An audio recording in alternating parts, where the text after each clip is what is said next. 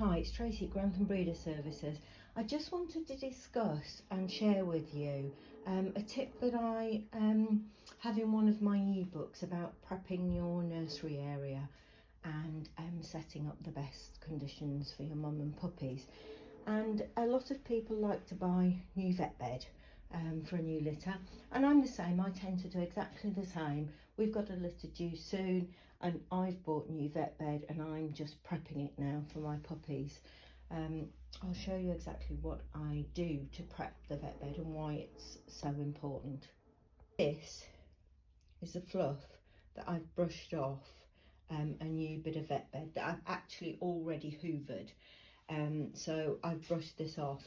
Now, if you don't do this for your neonatal puppies, they're going to end up breathing in these tiny hairs. Let me try and pick them up again. These tiny, tiny fibres that are going to cause an issue in their young respiratory tract. So this is why I think you really do need to prep new vet bed and make sure it's safe for them.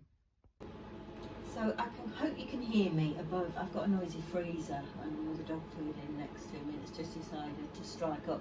And I hope you're going to be see because the camera's a bit precarious where it is. But especially along the cut lines that you do with new vet bed, you need to get rid of the loose stuff there. There's often a lot there. You can see it's just starting to come out now. So always down the cut lines. I've actually already hoovered this. So it's already been hoovered. I'm just generally going to go across it with a brush. Now I use a dog grooming slicker brush. So you can see in a few sweeps of it, you know, that's the amount we've got out.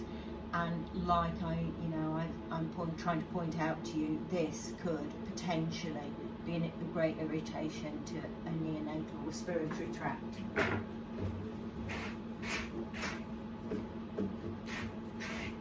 So this is generally what I do, pay particular attention to the cut edges because I have cut this down, and then I do the whole of the surface of it with my slicker brush, cleaning it out as I go and removing all of this stuff.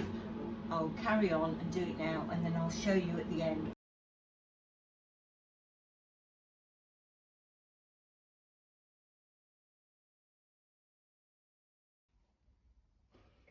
So I finished combing out that piece of vet bed. For your interest, it was 1.2 metres square. That's the size of my Whelping box, or the Whelping box I'm using this time. And this is all the fluff I've managed to comb out of it, and it's quite astonishing. And as I've said, that could do quite a lot of damage. So I'm not done there with my vet bed preparation. It's been hoovered.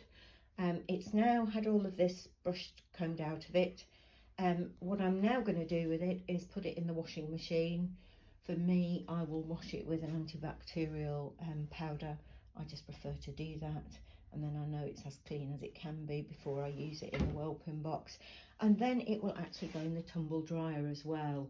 I normally just leave my vet bed to air dry, but for the first time it's washed, I tumble dry it. And I will even tumble dry this, even though it's got a rubber backing, because that also removes a lot more of those fibres that we're trying to get rid of.